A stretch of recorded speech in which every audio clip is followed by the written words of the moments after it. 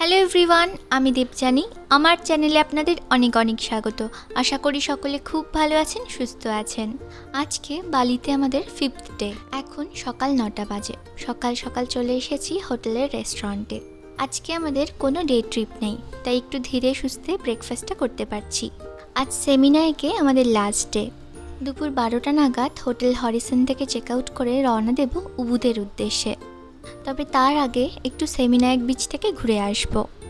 আর beach থেকে ঘুরে আসার পর ইন্দোনেশিয়ার ট্র্যাডিশনাল কস্টিউম পরে ফটো তুলব। এই কস্টিউমটা হোটেল থেকেই